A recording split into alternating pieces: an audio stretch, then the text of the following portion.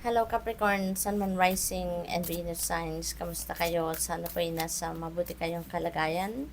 Welcome back po sa Star Tarot. Kung bago kayo rito, welcome din kayo. Thank you sa inyong support. I truly appreciate it. God bless you all.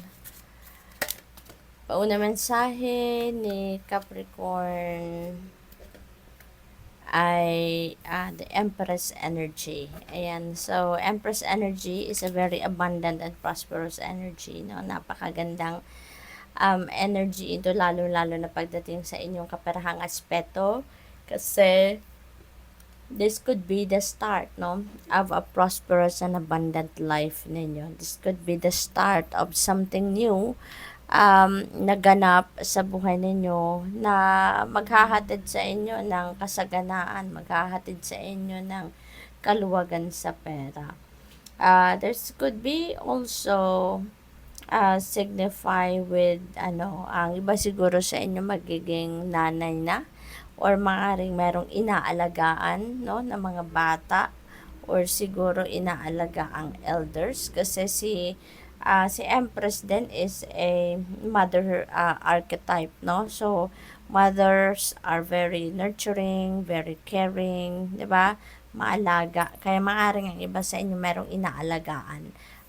Probably yun din ang trabaho ninyo. Baka yun talaga ang profession ninyo. Maybe you are providing care for kids, for children, or for elders, no? Yung mga ganon. There is Six of Pentacles as well. So, siguro ang iba din sa inyo dito, very generous, no? Maaaring napaka-matulungin ninyo, compassionate ninyo, no? Maaaring ganon. Maybe kayo ay very supportive din sa inyong mga kapamilya, mga kapatid, mga ganon. Lalo-lalo na yung anak ninyo, asawa ninyo, yung ganon, or even siguro sa mga magulang ninyo, you are very very giving, very helpful. Maring lagi kayong nagsusupport financially, lalong-lalo na, no? We have Queen of Wands. Ayan, Capricorn. Maybe ang iba rin sa inyo dito is very confident about yourself. You're very attractive at the same time. You're an independent woman, siguro, no? Kung hindi man kayo isang babae, kung isang lalaki naman kayo, you're very independent man. Maaring ganon, as in talagang leader kayo. Maaring ganon din ang ganap dito. Possible then na this is you embodying the energy of a Queen of Wands, no? Very determined, very focused, no? Siguro attractive and confident kayo. Kaya kung ano man siguro yung ini-envision ninyo for yourself, ano man yung plano ninyo sa buhay, na gusto ninyong isakatuparan or gusto ninyong ma-accomplish, maaaring all out kayo, no? All out kayo dyan at gagawin ninyo ang lahat para ma-accomplish ninyo ang mga pinaplano ninyo. What else? We have Ten of Swords. Ayan. So, Ten of Swords also is an energy of ending and beginning. No? Maaari ang iba sa inyo dito, meron ng tatapusin na sitwasyon sa buhay ninyo, lalong-lalo na yung mga sama ng loob. No, maaaring meron kayong sitwasyon in the past na nasaktan kayo, na-betray kayo, naloko kayo, yung mga ganon ba, no? At maaaring for the longest time, hinarbor ninyo yung sama ng loob ninyo sa puso, no? Pero ngayon, maybe there is a realization na enough is enough, tama na ang pagpapahirap ninyo sa sarili ninyo, kaya you are ready to release those resentments, those anger, no? At hindi ninyo ito ginagawa para sa kanila. Hindi ninyo ito ginagawa para sa mga taong nakasakit ng inyong damdamin. But this is you doing yourself a favor para na makapag-move on na kayo sa buhay, no? Maaring papatawarin nyo na ngayon yung mga pagdulot ng sama ng loob sa inyo, nakasakit ng inyong damdamin so that you can move on with your life.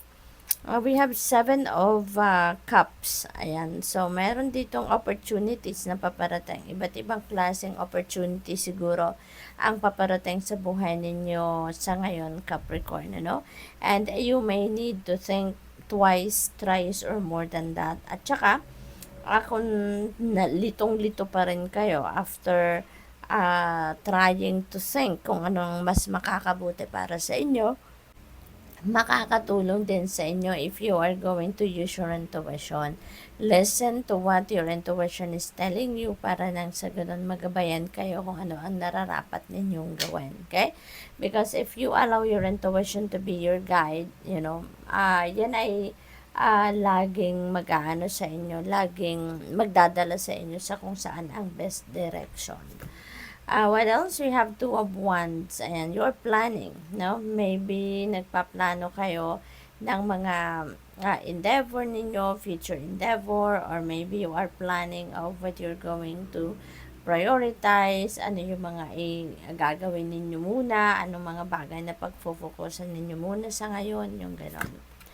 We have Ten of Pentacles. This is about family, no? Maaring meron kayong pinagpaplanuhang negosyo para sa inyong pamilya, or maybe nagpaplano kayo on what you are going to do with your money, kasi siguro yung pinaka top of your list naman is makapag-establish kayo ng inyong financial future at makapag-establish kayo ng inyong stability, no? Financial stability and security para sa inyong pamilya din. Maaari din ang iba sa inyo dito may mga usaping inheritance, no? Maaring ang dinidiscuss ng ibang pamilya dito kung ano yung mga mamanahin ninyo or kung ano yung mga hatian, anong mga makukuha ninyo, no? Bilang inyong mana. We have Sun. Wow, napakaswerte ninyo because this is the most positive and uplifting energy. Capricorn, this is the Sun energy. So, the sun is going to cut through the darkness sa buhay ninyo. Kaya kung mayroon man kayong mga problema, mayroon man kayong mga pinagdadaanang mabigat sa buhay, rest assured that that is going to change for the better. That is going to improve na, no? Kasi si sun energy, very uplifting ito at magliliwanag ang buhay ninyo, magliliwanag ang inyong sitwasyon. Okay? This is a time for happiness. This is a time for success and triumph, kaya magiging maganda ang inyong sitwasyon. We have the world energy, and this is ending and beginning energy as well, no? Kaya, pero yung ending na to, this is completion, no? This is achievement, this is accomplishment, kaya napakaganda rin ng mga successes, no? Napakadami din siguro ng mga bagay na makakamit ninyo sa ngayon na pagtatagumpayan ninyo, kaya Capricorn, congratulations, no, for the job well done. Kasi kung ano man ang pinagsikapan ninyo dito, no, it's going to be, it's going to receive, or you're going to receive victory sa ngayon. At saka, kung ano man ang mga tagumpay na makakamit ninyo sa ngayon, that's going to open up new doors para sa'yo. It's going to give you more opportunities, no? Sa buhay ninyo, sa iba't ibang parte ng buhay ninyo. So, this could also be travel. Maaring ang iba sa inyo also is going to travel somewhere, no? Maaring magta-travel abroad. Kasi the world naman siya, no? So, maaring abroad ang biyahe ng iba sa inyo. We have seven of wands. Ayan. So, mayroon na tayong dalawang seven, ano? So, this is good, no? Swerte talaga kayo sa ngayon kasi yung 7 is a very lucky number. Tapos, doble yung energy niya. So, maaaring maraming swerte ang paparating sa inyo sa ngayon, lalo-lalo na pagdating sa pera, no? So, 7 of wands, stand your ground, no? Ito yung panawagan sa inyo ng energy na to. Stand your ground, stand for what you believe in. At wag kayong papatalo or papadala sa mga paninira ng iba. Kasi siguro marami na iinggit sa inyo sa ngayon. Marami kayong accomplishments and achievements, blessings, no? Na dumadating or parating sa buhay ninyo. Kaya maraming tao siguro dito are going to try to take you down kung nasaan man kayo sa ngayon, kung ano man ang pwesto ninyo sa ngayon, kasi nga out of inggit. Kaya just stand your ground as much as possible. Kung alam ninyo nasa tama kayo, ipaglaban ninyo yan kung anong dapat ninyong ipaglaban dyan, ano? So, good luck. Thank you for watching. Love and light. Namaste.